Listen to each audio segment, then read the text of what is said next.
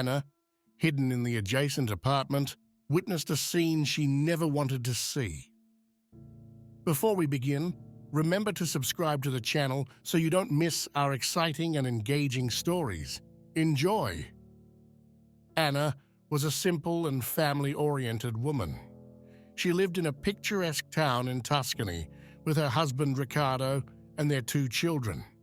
She had always been a loving mother and attentive wife, always ready to support and encourage her family. Every morning she carefully prepared breakfast, dressed the children, and took them to kindergarten. Riccardo, on the other hand, was a busy businessman, often away from home for work, but always seemingly affectionate and caring. Lately, Anna had noticed a change in Riccardo. He was more distant, less present, and his absences had become more frequent. The woman tried to convince herself that it was only the stress of work, but a suspicion slowly crept into her heart. The nights passed sleeplessly with 1,000 thoughts crowding his mind. Riccardo had become elusive, avoided eye contact, and often left the house with vague excuses. One day, while she was tidying up the house, she found her husband's computer open. A message window was visible, and without wanting to, she began to read. Anna's heart shattered into 1,000 pieces. She felt a crushing weight on her chest, as if the air itself had become too thick to breathe. The messages were between Riccardo and a woman named Laura. The words were filled with love and passion, something Anna hadn't seen in her marriage in a long time. Despite the pain, she decided not to confront Riccardo immediately. She wanted to be sure of what was happening, and above all, she wanted to think about her children. She shared her torment with her trusted friends, who supported her and suggested a plan.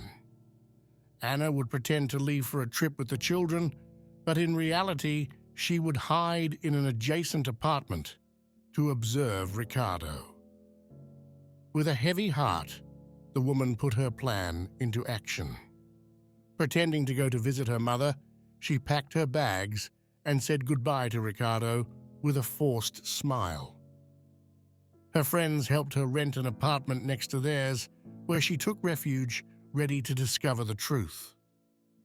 Every minute seemed like an eternity as she waited to see what Richard would do in her absence.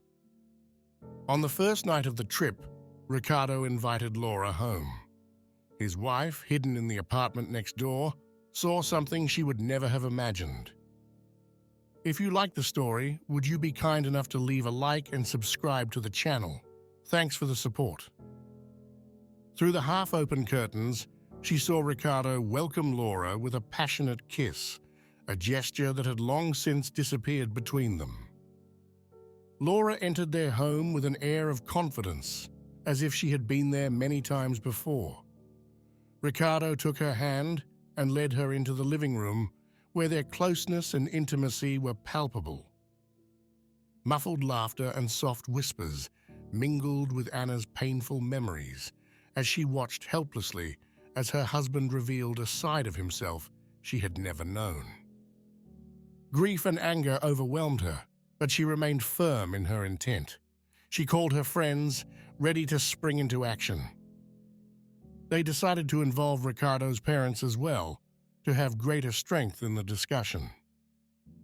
While Laura and Riccardo were enjoying the evening, Anna's friends showed up at Riccardo's parents' house, explaining the situation. The boy's father and mother, shocked and angry, decided to intervene immediately. At midnight, they all went to the couple's apartment together, ready to expose the truth. The atmosphere was tense. Anna, her friends, and her in-laws entered the latter's house without making any noise. They reached the bedroom, where Laura and Riccardo were sleeping. The parents suddenly turned on the lights, rudely waking the couple. Richard's father, in a firm and angry voice, asked, "Who is this woman? Where are your wife and children?"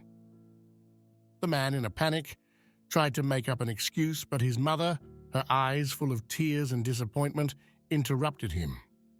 There are no lies that can cover up this betrayal.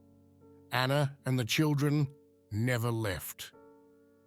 Laura, terrified, tried to justify herself, but Anna's friends, with a firm voice, "It's not your fault, but the truth must come out. Let the police and Anna decide what to do."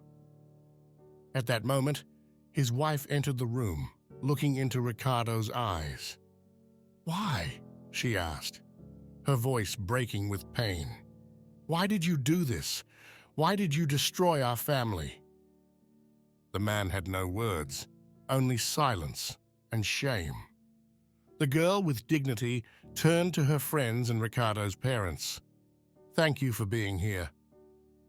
Ricardo tried to approach his wife, but she stopped him with a wave of her hand. "There's nothing more to say. Our marriage is over." Anna's friends hugged her, offering her comfort. Ricardo's parents, shocked, tried to talk to their son, but words seemed useless.